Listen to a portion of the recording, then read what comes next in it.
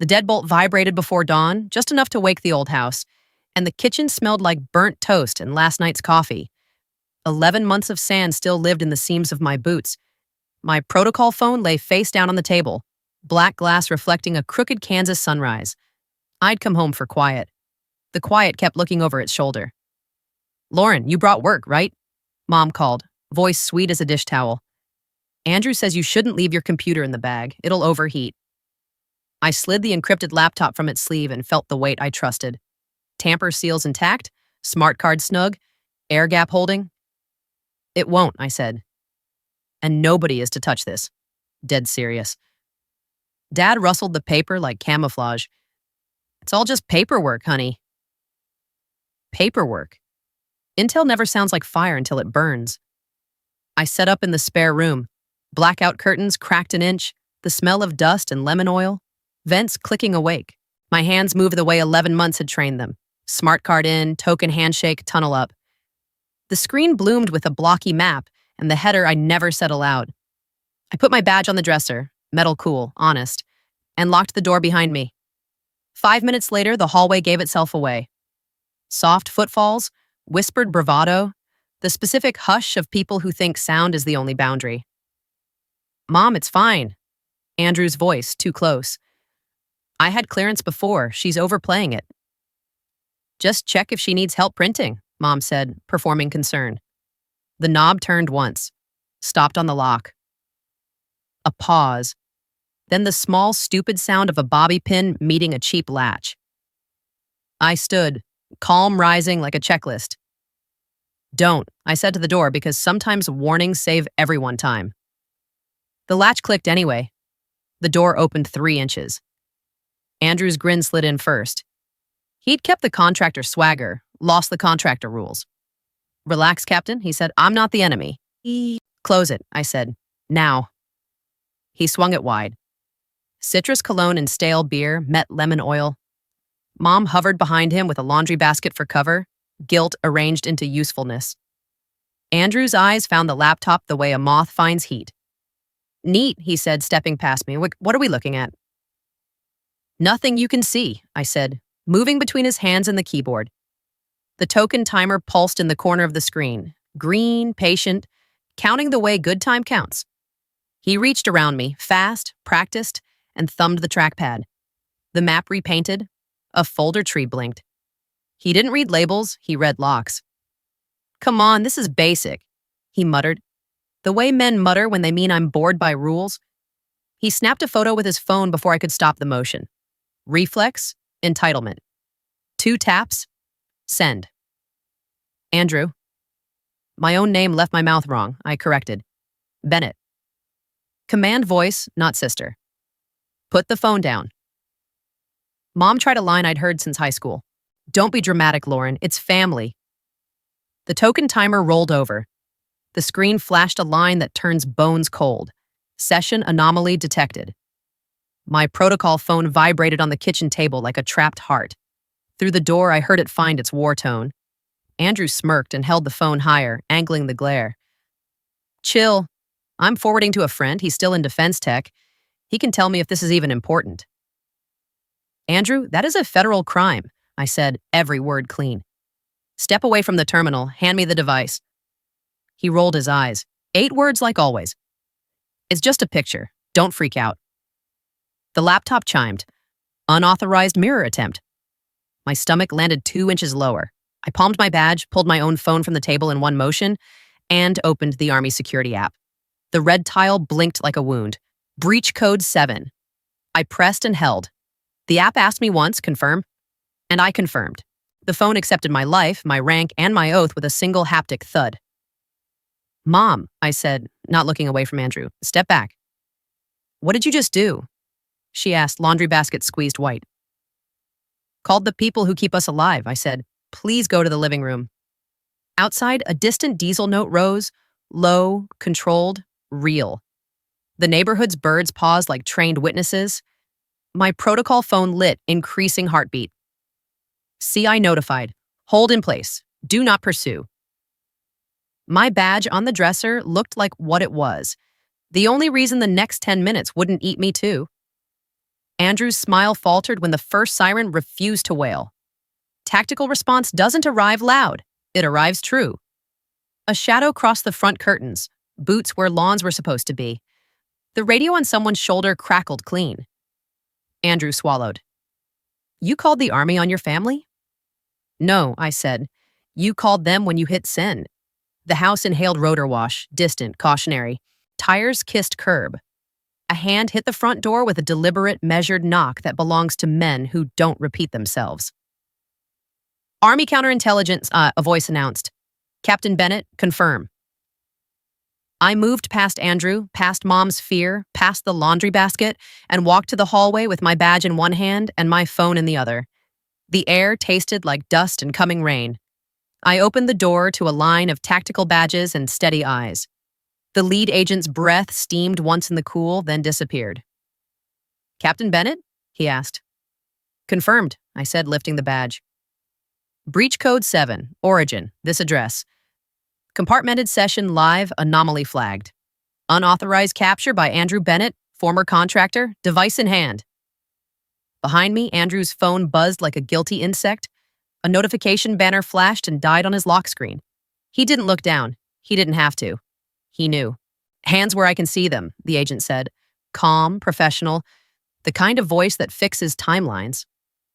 Mom gasped. Dad finally stood from his chair like a man remembering how. Andrew tried one last angle, tiny and doomed. It's family, he said, voice suddenly small. We were just... The team moved clean and boring. Hands, cuffs, evidence bags. My laptop went dark. Remote kill, session locked, door slammed. The agent nodded once at me, a soldier to another. We'll need a statement, Captain, right now. I'm ready, I said, because the truth doesn't wait for anyone to feel better. Mom's eyes found mine over the laundry basket. Lauren, what is happening? Consequences, Hendrik said. The word tasted like brass and rain. In the yard, red dots danced on siding as scopes found their rest. The neighbors' curtains learned respect. A tactical badge caught sun and threw a cold star across our hallway. My protocol phone vibrated again. CI on scene. Hold, I did. Hold. I learned early that some families believe rules are furniture. Nice to have, easy to move when company comes. Mine arranged boundaries the way they arranged throw pillows, for show. Growing up in this house smelled like laundry soap and fried onions, weekend football and the sharp lemon of a just-mopped floor that meant nothing had truly been cleaned. Dad read headlines out loud like ownership. Mom translated every request into a favor I owed later. Andrew learned to smile while skipping steps. His first magic trick was turning consequences into miscommunications. I shipped to Intel because precision doesn't lie. Sand and server rooms taught me the same lesson in 2 languages. Prepare, encrypt, verify. I loved the plain mercy of a checklist.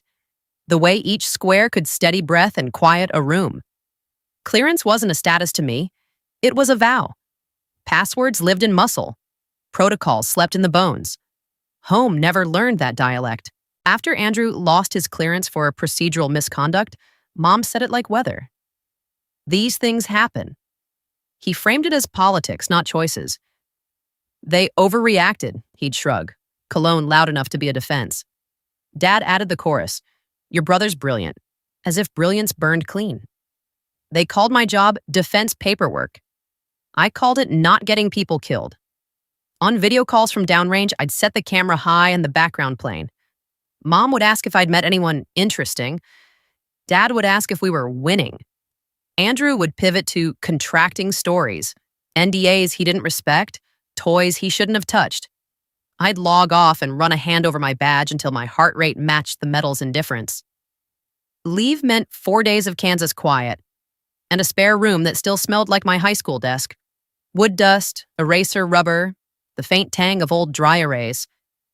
I kept the door locked out of habit, not fear. I locked drawers I didn't need to lock. I ran the perimeter at dawn, lungs tasting cut grass and wet newspaper, counting fences like beads on a rosary. Left fact, left judgment, right restraint. Mom thought privacy was rudeness. She folded my laundry when I was out, lined my socks by color, hummed while her eyes inventoried the parts of my life she didn't recognize. We're family, she'd say, half scold, half pass. It's your home, too. She meant, the door's ours, the locks are optional. Andrew tracked my leave days like invoices. You know, you can relax here, he'd say, towing the laptop bag with a calculated nudge. Not everything needs 3-factor authentication. He laughed at his own joke. He always did. The truth, coming home scared me more than getting mortared. In the field, the worst people wear different uniforms. In a kitchen like ours, everybody thinks they're on your side. Colonel Rohr, my CO, read me like a map. Bennett, take leave, he ordered, a kindness in command clothing. Touch grass. Check your oxygen. I nodded and packed the same way I always did. Minimal, squared, balanced. Smart card in a sleeve I wore under a t-shirt. Protocol phone in a Faraday pouch that folded like origami. Badge tucked where my hand could find it without my eyes. I told myself I could keep work and home parallel without contact. I told myself I could run a priority remote analysis from the spare room with the door locked and the curtains mostly closed, with water on the desk and the router hardwired through a line I brought with me. I told myself my family would honor a single sentence. Do not touch this. They never had. Still, hope is a stubborn habit. On day 2, I found a rhythm. Coffee at the scarred kitchen table, a jog past wheat that remembered wind better than people, then a shower that ran rusty for 30 seconds and settled, like home. I wiped the mirror with a towel that smelled like our dryer sheets. I tied my hair in a knot Luke used to call my briefing bun, squared my shoulders and told myself, you can have both, boundaries and blood, if you keep the lines bright. Andrew came in late that night, the house breathing beer and victory. He told a story about a consulting call that sounded like 3 violations and a bar tab. Mom laughed as if the punchline were a bill I'd pick up. Dad said, your sister could help you get back in. The way people suggest fireworks in dry season. I rinsed my cup, set it upside down, and went to the spare room, shutting the lock slow enough to be respectful and loud enough to be heard. In bed, the house made its honest noises. The AC's long exhale, the hot water pipes clicking down, the wind pushing against old frames. I lay there cataloging. Smart card secure, tokens good, laptop asleep behind a password that would outlive all of us. Phone on the dresser, badge within reach, door locked. I still dreamed I was in a skiff. Windowless, hum of handled air, fluorescent daylight that never ends. In the dream, I stood, and the walls were made of my mother's voice and my brother's grin. The door had no handle from the inside. I woke before dawn to the sound of the deadbolt vibrating, the house announcing a day that was already too curious. I put my feet on the floor, the carpet old and forgiving, and made a decision I'd make again. Unlock for work, relock for love. Trust the app, trust the oath, trust that a rule, held, can hold you back. The rest, I told myself, wrongly, was family. The house smelled like lemon oil and old carpet when the lock gave a tiny, traitorous click. I had left the encrypted session up for a priority ingest. Token timer pulsing green in the corner, tunnel steady, my badge cooling on the dresser like a small moon. I'd placed a handwritten sign on the knob, do not enter, because sometimes plain language is the last fence you build. The door opened 3 inches. Andrew's grin slid in first. Mom hovered behind him with a laundry basket and a look that translated to family overrides rules. Relax, Captain, Andrew said. I just need the printer. Back out, I said. Now. He stepped in anyway. Citrus cologne, last night's beer. His eyes tracked straight to the glow of the screen, not the words. Men like him don't read. They raid. He reached around me, fast, entitled, and woke the trackpad with a thumb. Folder tree, session header. Not names that belong in kitchens. Andrew, I said, command voice. Hands off the terminal. It's just work, Mom murmured. We're helping. He lifted his phone. Tap, tap. And the camera fake shutter rasped. A second tap. Send. Reflex, sin, habit. On my display, a red ribbon knifed across the map. Session anomaly detected. The token timer hiccuped. My protocol phone face down on the kitchen table vibrated itself into a tight little circle. Unauthorized capture, possible mirror. Andrew half laughed. I'm forwarding to a buddy. He's still in defense tech. Chill. Hand me the device. And I said, that's an order. He smirked. 8 words that always came before a fire. It's just a picture. Don't freak. Second banner, colder, exfil attempt. Remote host. A server name scrolled that didn't belong to our country. My stomach set like lead. I pulled my protocol phone from the table with one hand, my badge with the other, and opened the Army security app. The red tile blinked like an artery. Breach code 7. I pressed and held. The app asked, confirm? I confirmed. Haptic thud. Oath met action. Mom's knuckles whitened on the laundry basket. Lauren, what did you just do? Stopped a fire. I said, step back. The house heard the decision before my family did. Outside, a diesel note rose like a low horizon. Tires kissed curb without drama. Somewhere close, a handheld radio crackled in that clean, clipped way competence has. Andrew's phone buzzed in his palm. Then he flipped it. His eyes changed. It bounced. And mirrored, I said. To a foreign box. I took one step, he took one back. Not enough. The hallway window flashed matte black. Then a tactical badge, then the steady eyes you only earn by rehearsing the worst day 1,000 times. A fist landed on the front door. 2 precise knocks that do not need to repeat. Army counterintelligence. A voice announced through wood. Calm. All edges filed to function. Captain Lauren Bennett, confirm.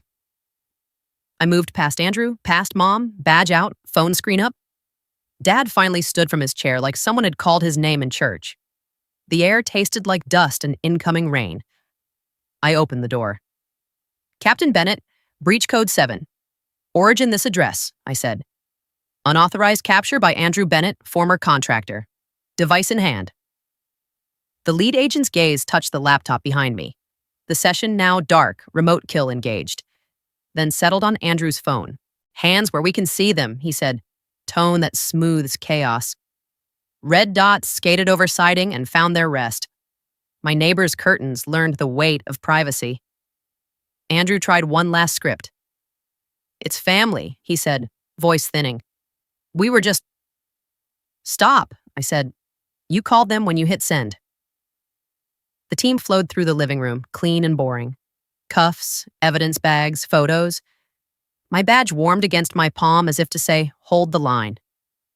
Mom's breath hitched when the first evidence tag snapped. Dad muttered, overreaction, under his breath like a prayer that had never worked. My protocol phone buzzed again. CI on scene. Hold in place. Do not pursue. The counter on the app ticked forward. My pulse matched it. Captain, the agent said. Eyes on me, not my family. Your statement. Verbatim, times, devices, who touched what? Copied, I said. Door opened at 12. Unauthorized entry, bobby pin. Phone capture approximately 0713. Forwarded at 0714 to contact labeled Evan DT. App confirmed mirror at 0715. Breach code 7 triggered 0716. Behind me, Andrew swallowed like a man meeting math. I didn't know, he whispered. You did, I said. You just didn't believe. The agent nodded once, acknowledgement, not comfort, and keyed his shoulder mic. Source contained, suspect detained, initiate device triage, secure residence. Mom looked at me over the laundry basket as if it were a life raft. You brought this into our home. No, I said even. You broke into mine.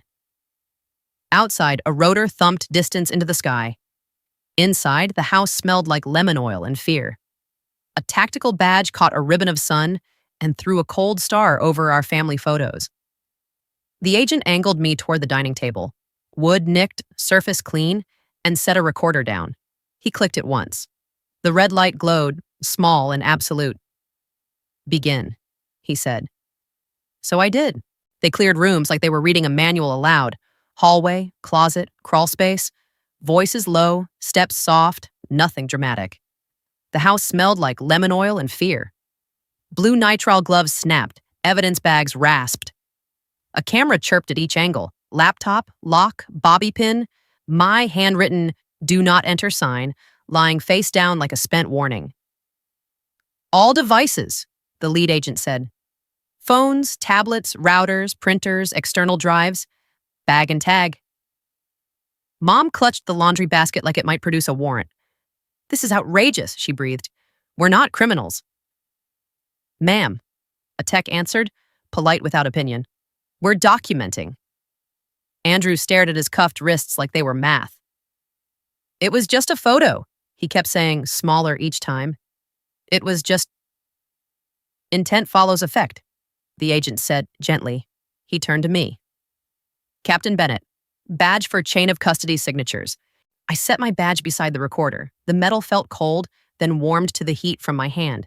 I recited times and actions while a scribe typed 07.12 door breach, 07.13 capture, 07.14 forward, 07.15 mirror, 07.16 breach code 7. The keys made a steady, soothing tick. A second agent read back the sequence verbatim. We corrected a minute. Truth likes accuracy. Mini turn. The house router hissed as a tech power cycled it. A sniff tool on his tablet flashed red, then green. Foreign IP handshake confirmed, he said. Packet trail consistent with exfil attempt via consumer mail. He held up Andrew's phone in an evidence sleeve. A notification preview glowed through plastic. Evan DT. Got it.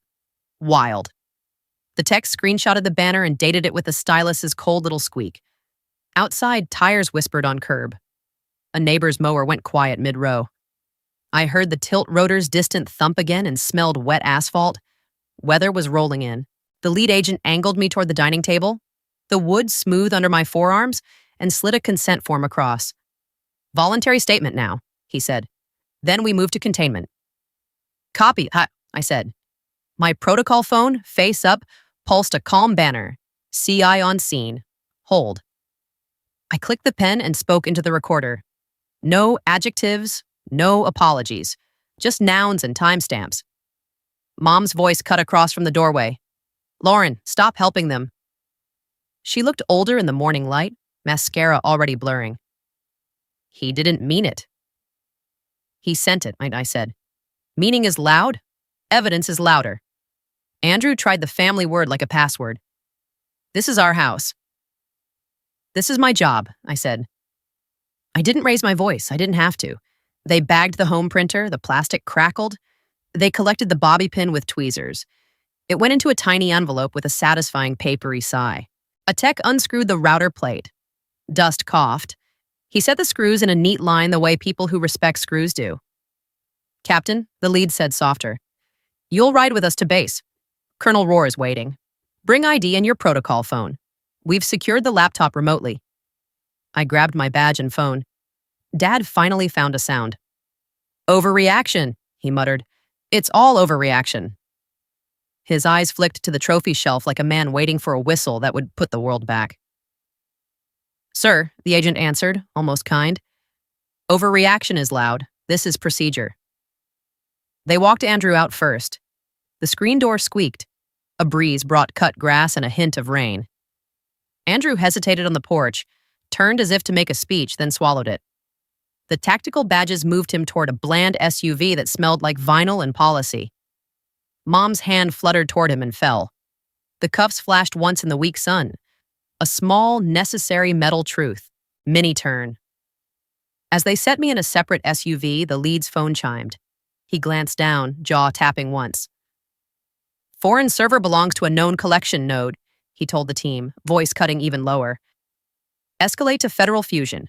Push mirror to cyber defense for immediate burn. We rolled. Fence posts blurred into a rhythm my lungs recognized from running the perimeter. Left fact, right fact. My badge rested on my thigh like the promise it is. The SUV's interior smelled like dust and new plastic. The radio spoke in calm fragments. Containment, triage, notify PAO. No sirens, no drama. The drama was the leak. At base containment, the old brick admin building with a new door, everything sharpened. A sign-in clipboard waited. The pen was chained. Fluorescence hummed. The air tasted recycled and serious. An MP took my badge and swapped it for a red lanyard pass. Witness, suspended access. Escorted. The nylon scratched my neck. Removed from me, my badge looked heavier. Colonel Rohr met me in a briefing room that smelled like coffee and dry erase. He didn't waste words. Sit, he said. He wore fatigue like a uniform should be worn. No noise. You did what the book demands, he added, eyes scanning the preliminary. This will hurt. It will save lives. Major Carter Lewis from CI clicked his pen and set a small recorder between us. Captain Bennett, we're going to run this twice, he said. Once clean, once for gaps. You're a witness and by systems, a suspect until we clear you. That's not personal. That's how we don't get fooled. Copy, I said. I felt the red nylon shift when I breathed. We did it clean. Time, capture, forward, mirror, code. My words stacked like bricks. The major asked for the exact phrasing of Mom's and Andrew's sentences. The cadence felt ridiculous and then necessary. He wrote, "It's just a picture," in small block letters and underlined just once. A text slid in a tablet with a map, arrows and timestamps. Andrew's forward to Evan, DT, then a fork. One arrow to a corporate server downtown, another to a cool blue dot across an ocean. The label on the foreign node made my teeth ache. The major kept his voice level. Your brother's friend had an auto-forwarding rule that shouldn't exist, he said. We've isolated the host. We're elevating the incident. Operation? I asked, because the header I hadn't said aloud still flickered in my head.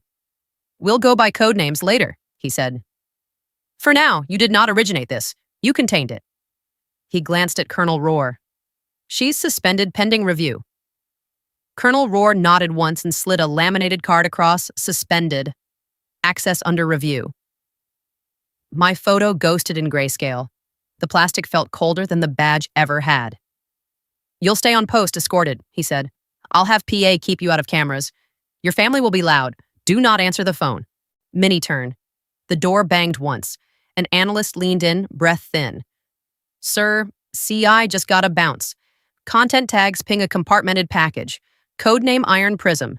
The mirror grabbed more than a screen cap. He swallowed. It got a sliver of the annex. Silence changed shape in the room. Colonel Rohr didn't blink. Lock it down, he said. Assume damage. Assume misdirection. Major Lewis looked at me. This is bigger than a kitchen fight, he said gently. That's why we rehearsed the worst day. He turned the recorder back on. Captain, any prior contact with Evan DT? No, I said. Andrew mentioned a friend in defense tech. I ignored it. I kept my face still. The fluorescent hum pressed at my jaw. A PAO poked in, phone warm against her ear, whispering, media already sniffing, local headline, Army raids family home. Colonel Rohr nodded, like gravity had reported as expected. Template statement, he said. No names. Integrity of ongoing investigation. They moved me to a witness room, windowless, temperature set 3 degrees aggressive. The chair squeaked, the table was smooth and nicked, the kind of surface that has heard every version of the same story. An escort MP stood outside and smelled like starch and wintergreen. My red lanyard itched. I set my protocol phone on the table. The screen was a steady, quiet black. A chaplain appeared with a paper cup of coffee that tasted like policy. You good? She asked, honest and brief. I'm correct, I said. Good, she answered. Correct keeps people alive. They let me wash my face in a sink that ran hot fast. The mirror was brutal. The fluorescent ring made me look like a suspect even to myself. I pinned my hair back tighter and pressed my thumb into my palm until my heartbeat showed up where I could feel it. An MP brought in a stack of forms, witness advisement, non-disclosure refreshers, acknowledgement of suspension. I initialed, signed, dated. Each pen stroke sounded like a small door latching. When I finished, Major Lewis slid a printout into the file, chain of custody, Bennett residence. A column of times and names with my signature already cooling on the first line. He tapped it twice. This is how we beat story. Where's Andrew? I asked. In transit to federal hold, he said. He'll see counsel. He's looking at a hill he can't charm. Mom? I asked because sentences have to pass through something softer to finish. Home, he said. Interview scheduled. Phone's likely ringing. We have a number she can call that won't bounce back on you. Use ours. Colonel Rohr stood. Last thing, You'll want to explain, he said. Don't. Not to reporters, not to neighbors, not to blood. Let procedure be your voice. Copy, I said. The words settled my shoulders. As dusk thickened, the base smelled like rain on hot concrete. I sat in a room built to stand and listen to the hum of handled air. My badge was on someone else's desk. My suspended card hung where it would itch. My protocol phone stayed dark, which is how you know it's doing its job. They brought a cot I didn't use and a blanket I folded twice. I wrote the day in a small notebook I keep for when truth needs a line. 0712, door, 0769, code, neighbor's curtains, vinyl and policy, red lanyard, iron prism. I added one sentence under it that surprised me by being calm. Rules were the rescue, again. Outside the witness wing, radios murmured a language I've always trusted. Somewhere beyond that, Kansas turned on porch lights and refreshed local news. At our house, the lemon oil faded, and the bobby pin sat in a paper envelope labeled in neat pen. I leaned back, closed my eyes a minute, and let the sound of the air handler be the only loud thing I needed. The worst day had arrived exactly like we practice. Boring, decisive, relentless. And it wasn't done yet. They moved me from the witness room to a vault that smelled like dry metal and printer ozone. The door shut with a seal that felt final in the bones. Fluorescence hummed. AC licked the back of my neck. Colonel Rohr stood at the head of a small table, hands braced, sleeves rolled. Major Carter Lewis slid a folder toward me. No labels, just wait. Captain Bennett, the major said, voice precise. Your brother's forward triggered an auto rule. Within 90 seconds, it mirrored to a foreign collection node. The packet scooped more than your screen. My mouth tasted like copper. How much more? He flipped the folder. A red-bordered summary sat on top, sanitized, ugly. A fragment of iron prism annex. Names masked, schema visible. Not your doing, but the mirror used your active session as cover. So I'm the mole, I said, flat. You're the alibi and the suspect, he corrected. For now. He pushed a tablet across. A map bloomed. Timestamps hopping like sparrows, arrows crawling from Andrews Evan, DT, forking to a corporate server, then hard east. He tapped a node with his pen's back end. Here's the trick. The mirror didn't follow your credential. It borrowed a service token above your pay grade. Someone higher used your chaos. Colonel Rohr's jaw worked once. This feels like a leak looking for a storm to hide in, he said. You are the storm. I let the chair back bite my scapula and anchored my hands palm down to the cool table. What do you need from me? Everything, Major Lewis said. We're turning you inside out. Devices, interviews, associates, calendar. We need to prove you didn't collaborate, and we need your eyes on Iron Prism to spot what they thought they grabbed. We ran it again. This time the questions probed sideways. Who I had coffee with, which gym I used downrange if I'd noticed logons at odd hours. He noted my pauses. He repeated my exact words back, letting language be a mirror. When he finished, he clicked off the recorder and slid across a laminated card I hated already. Suspended access. Investigative hold. The plastic was cold against my bare wrist when I clipped it. I kept my voice steady. Understood. Mini turn. The secure phone on the wall rang once. Brassy, old-fashioned. The analyst from before leaned in, breath short, tablet trembling. Sir, he said to Rohr, cyber burned the mirror, but we saw the credential used. It's not hers. It's a Tier 2 token. Ops plans tied to HQ. He swallowed. Name redacted. Pattern consistent with previous drips we couldn't source. Major Lewis's pen froze midair. So, the family breach gave cover to a leak already in motion. The colonel's answer was a single, clipped, yes. I heard my mother's voice from childhood. It's all overreaction, and replaced it with the quiet truth in the room. Procedure was the only thing keeping air moving. They walked me to an interview bay now wired for video. The smell shifted from ozone to disinfectant. Light flattened everything. A civilian from the Inspector General's office sat down. Linen blazer, eyes like scales. Captain Bennett, she said, pressing record. State for the record that you understand you may be charged if deception is discovered. I understand, I said. Were you aware of any unauthorized transmissions of classified data to civilian parties? No. Did you solicit your brother to access your device? Never. Did you, she leaned, ever share Iron Prism data outside approved channels? No. I kept my gaze level, voice boring. She let the silence press. Someone in HQ just did, she said finally. We are not here to ruin you. We are here to keep this from becoming a headline with bodies behind it. Copy, I said, and meant it more than any other word that day.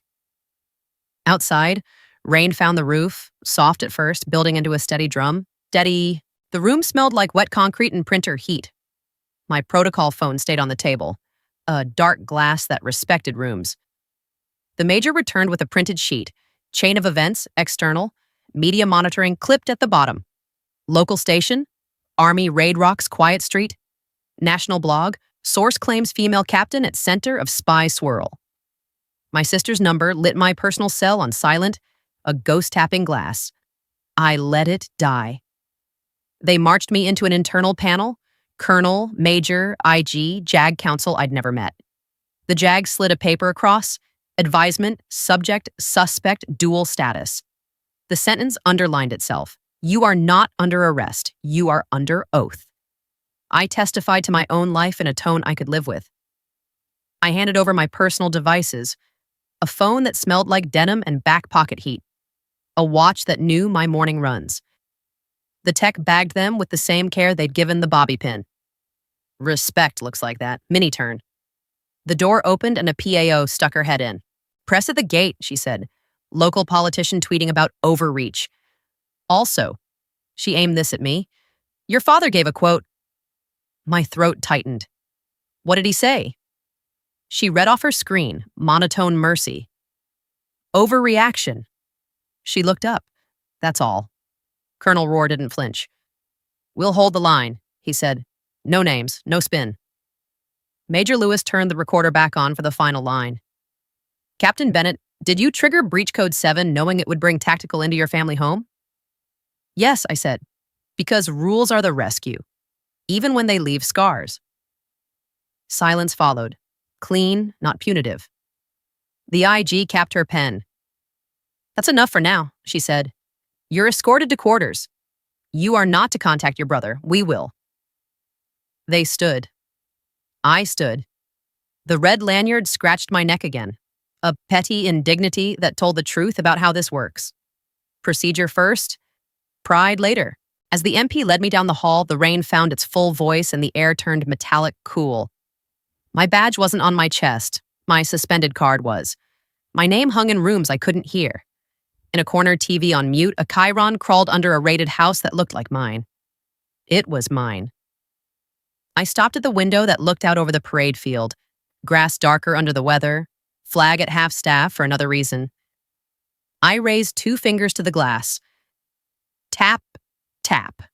Permission to proceed, given by nobody, taken by oath.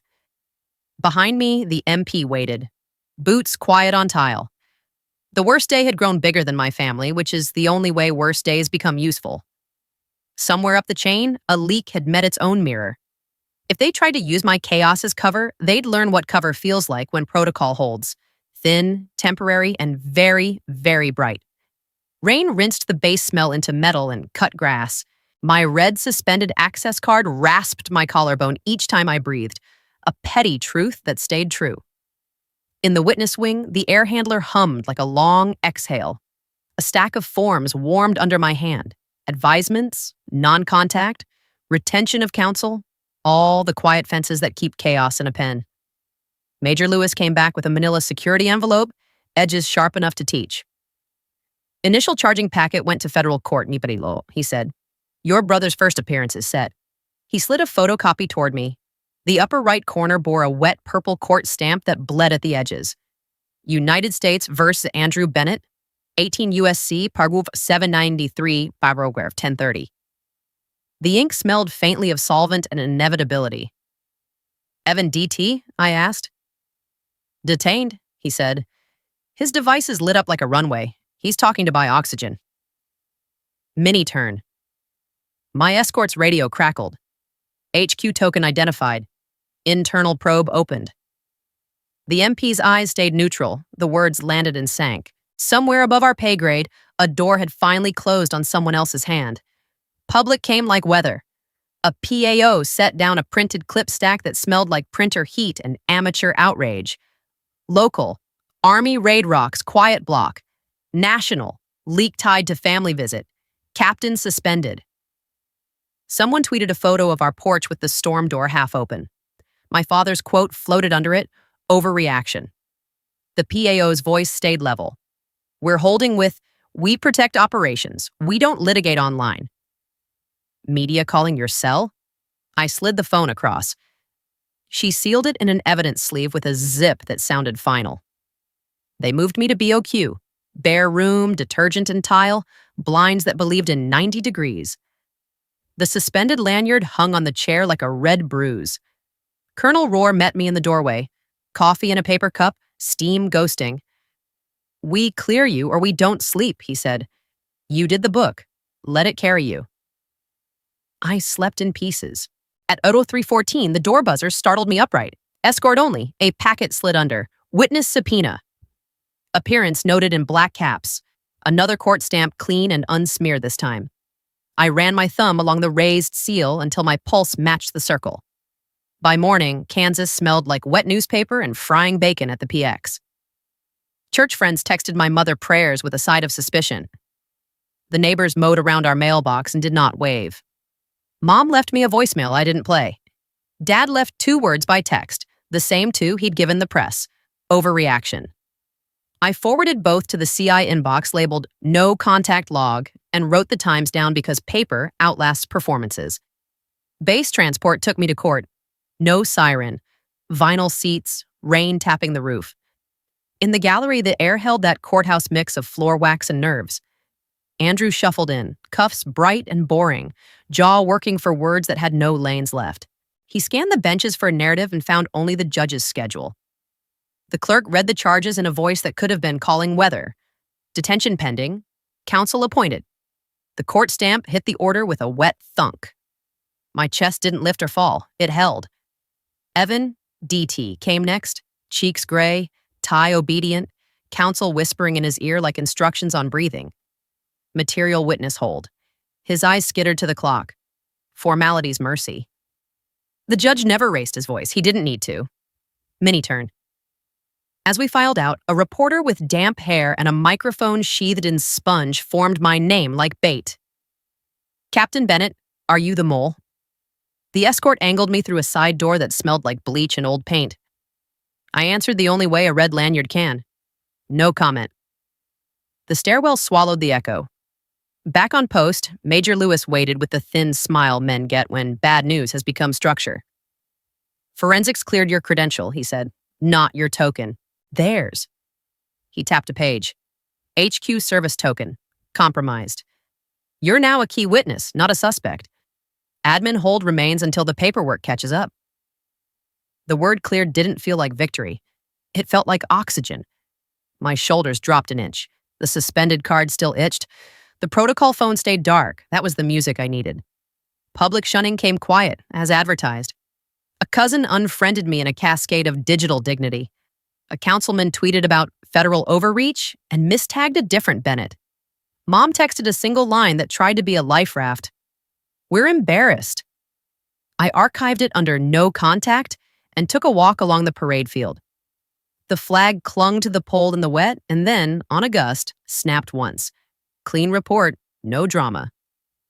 Colonel Rohr caught me by the bleachers. He handed me a thick, flat box wrapped in drab paper, corners squared. Pending outcome, he said. We recommended interim recognition. It's not public. It's correct. Inside, a security envelope held a notation on unit letterhead and a small bar of ribbon. Quiet thanks for following the book when it took my house apart. I didn't smile. I set the envelope flat on the bench and pressed my palm to it until the paper warmed like a pulse. Night brought one more turn. CI pinged my escort. HQ confession, leak identified. Not a headline, a line in a log. The room smelled like cold air and dust when I read it. Andrew had been a match. The fire had been set upstairs. I lay back on BOQ sheets that felt military in all the right ways, thin, clean, honest, and stared at the ceiling until the AC found its rhythm. My badge wasn't on my chest, my oath was. The rules had saved people I'd never meet and cost me rooms I couldn't go back to unchanged. I wrote one sentence in the notebook and underlined it once. Protecting integrity means sacrifice, even when no one else understands the cost. Then I closed the cover, turned off the light, and let procedure stand the watch. They cleared me on a Tuesday that smelled like copy toner and rain drying on concrete. Major Lewis slid a security envelope across the table. The flap rasped when I broke it. Inside, a single page with the neat gravity of government type. No finding of intentional wrongdoing. And a signature that landed like a period. A faint purple court stamp on an attachment recorded my brother's plea and the sentence he'd carry. Paper warmed under my palm. My shoulders finally settled an inch lower than the day had kept them. Colonel Rohr met me by the window where the base smelled like cut grass and hot metal. "Honorable quiet discharge," he said, tone like asphalt. Flat. Necessary. He handed me a small box, corners squared, and this for doing the book when it cost you a home. The ribbon inside had more weight than color. I felt the bar's cold edge, then the heat from my fingers. Protocol was a sharp thing. Today it lay down. My red suspended lanyard went into a drawer. In its place, a new badge arrived on a plain clip, no clearance, no tunnels, just public liaison, operational integrity. The plastic flexed when I pinned it. It felt like work the world could see without seeing too much. I learned new scripts for old truths. How to teach families and city councils why rules matter without telling them which rules saved them yesterday. Andrew wrote from Federal, paper that smelled like glue and chlorine, block letters that looked like he'd argued with every curve. "You did the hard thing," he wrote. "Family never understood the risk, until you saved more than just us." His lines wavered once near the bottom. I ran my thumb over the dent where his pen had pressed too hard and filed the letter behind a tab marked Bennett, private. Forgiveness wasn't a headline. It was a cabinet that shuts when you ask it to. The medal ceremony happened in a briefing room that remembered maps, fluorescents, coffee going stale, a flag that held still. PA kept it small. No microphones, no adjectives. Colonel Rohr read 3 sentences. The major stood to the side with a folder that clicked when he opened it. When the ribbon touched my uniform, the cloth felt cool, then almost human. A handful of soldiers stood, stand moving quiet from back to front. No applause, just alignment. The room smelled faintly of brass polish and old whiteboard marker, familiar as breath. I went home, my own door, my own lock, to a Kansas evening that hummed sprinklers and cicadas.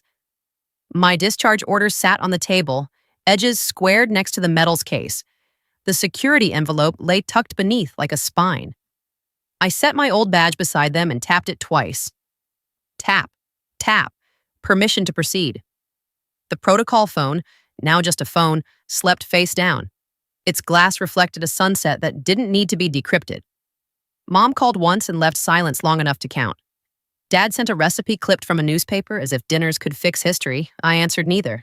Boundaries were the only part of the house that didn't creak. Later, I wrote back to Andrew. 1 page, ink steady, serve your time. Learn the rules you tried to bend. When you're ready, we'll talk about work that fixes things.